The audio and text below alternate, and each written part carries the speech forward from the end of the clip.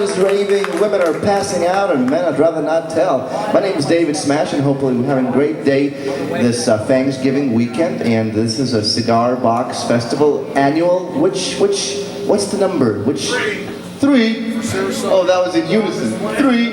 Third annual Cigar Box Guitar Festival, and it's a real thing. It's actually cigar boxes, and somebody was smart enough to figure out how to make a guitar out of it. My name's David Smash, and I'm originally from Lithuania, and Steve Harvey, when he was searching for young boys on the internet, he found me on Facebook, and he invited me to come over to the United States about 4 years ago, and I've been here ever since. And so he introduced me to the blues scene and the cigar box guitar thing, and I'm here. So I'm going to give you a workshop on how to learn to play a cigar box guitar in a day. Oh, that's less reverb. That's much better. Well, and if you know how to play guitar, you can do it in 10 minutes. So that's what I had to do last year, because it was the second Cigar Box Guitar Festival a year ago, and it was my first time participating in it. And I didn't know how to play cigar box guitar, so I learned how to play one a day before the festival, and then I performed the next day, and it's a real fun story. Yeah. So, how many of you do play a guitar? Can I see hand? 1, 2, 3, 4. Okay, then I'll do simplified, oversimplified version for non-guitar playing people. So, the good thing is, there's fewer strings than a real guitar. So, and it's tuned. At least 2 strings are repeating themselves. So like this one and this one, the first and the third. Steve Harvey said it's tuned the key of A. Where's Steve? He always leaves when I need him. So, and depending on how well the cigar box guitar is built, you can actually play it as a real guitar. But some of them don't have really good intonation. That's where the slide comes in. And you have cheat notes, which are these dots on the other side. And you see, like, he only has 2 dots, and that's the only thing you need to care about, because when you're playing blues is 3 chords, and all the other colors of the blues have to come from within of you. So you can play a 12-bar blues by beginning here, and then you go to the first dot right here, you slide up.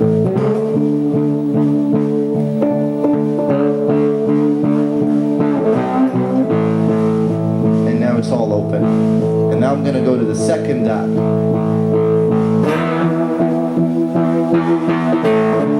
First dot, and then open.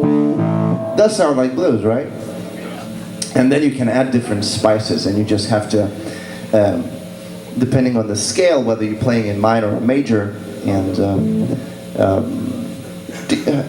I kind of began asking, do people play the guitar, but how many of you play other musical instruments? Is there like piano players or violin players or any people with the other musical background? Do you play kazoo? Do you play on nerves of your spouse? It's still a musical, okay. Just double checking. So I wouldn't start like giving you like full rocket physics, like specific terms of musical, so I'm trying to keep it in layman's terms. And I'm sure people who invented the cigar box guitar and started playing blues, they didn't know any of those terms. They just played what sounded good at the time. So then you can find and discover other locations, like you can see, this is a cigar box built by Steve Harvey, and you can look at it, and you can tell the places where now the dots are. He has these scratches, probably before he bought a Sharpie. He just scratched on it. And on the 3rd fret, I can see scratched with the knife, digit 3. So you can basically pick up this guitar and use it as a learning tool just by looking at the back of the neck. And if it has a marking next to a fret, must be pretty important. So it was really important for Steve to mark it number 3. So let's try. This is open, and let's do number 3. Whoa, right? So let's try again. Let's do the open, right? 12-bar blues, and we'll throw in the 3rd fret.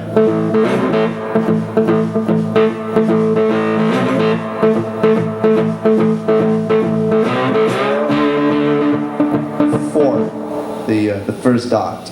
It's a 5th fret, but I'm just saying it's a 4th is a chord. So I'll just stick with the fret terminology. So it's a 5th fret. So it's a 3rd, 5th, and 7th. So then your first dot, usually it's the 2nd dot on other guitars, but since it's Steve guitar, we have marking 3. It's very eclectic. It's very avant-garde, very 4th dimensional. And then we go to first back again, and then there's a 7th fret, 5th fret, 1st, and then we can throw in the 3rd.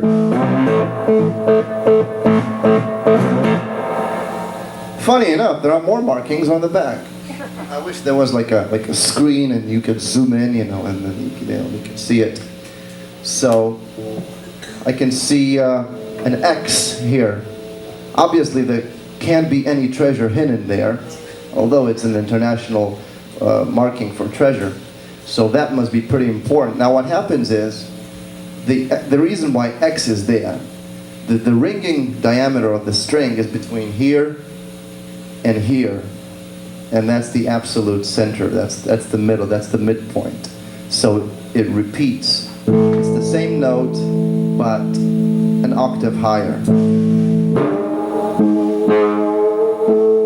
Right here.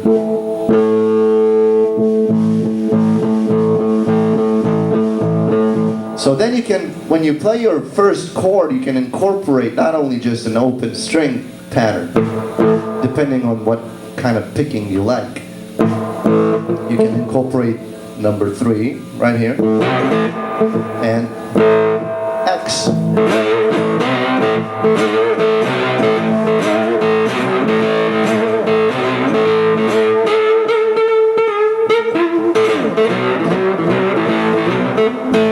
Right, and then we go to the 5th fret, the first dot.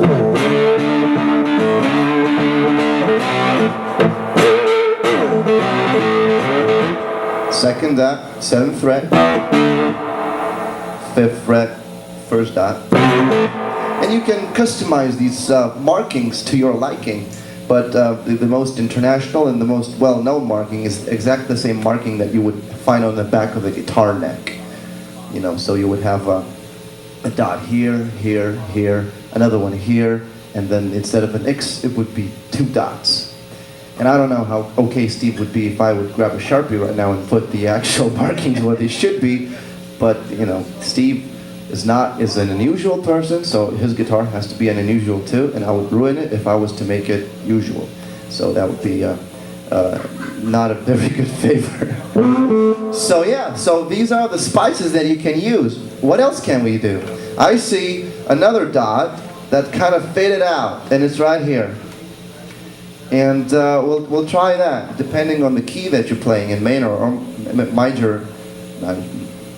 You see, I'm from Lithuania, so English is my 3rd language, so pardon my mispronunciation of some stuff, you know, but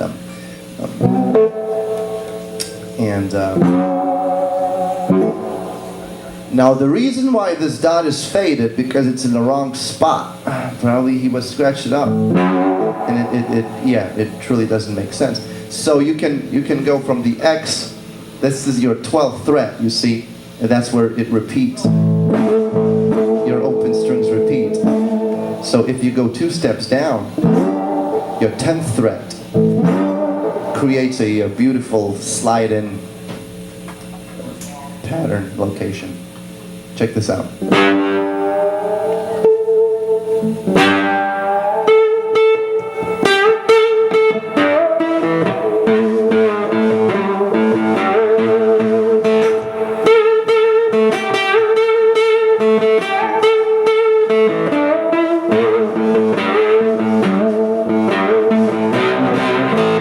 So what I did, I just played this one chord, but I added enough character and spices to it to make it sound really interesting.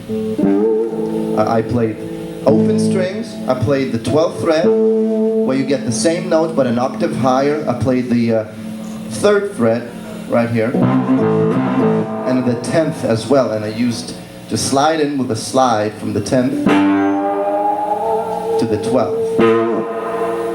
Now you can also slide from down up as well as from up to down, which is more traditional for Eastern European music and some Middle Eastern as well. So let's see what we can do, just one chord musically, but with enough character to it. It can sound very interesting, and with various picking patterns depending on the style of your liking. So I'm gonna use this stomp box that Steve has.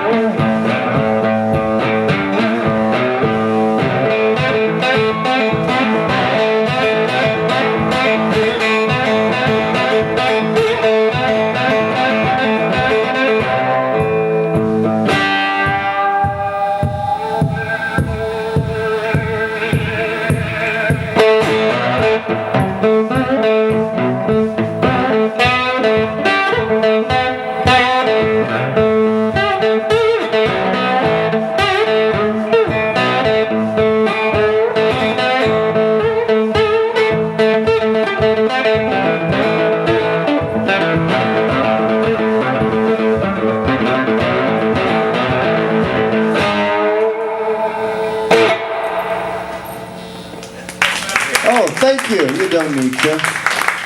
But yeah.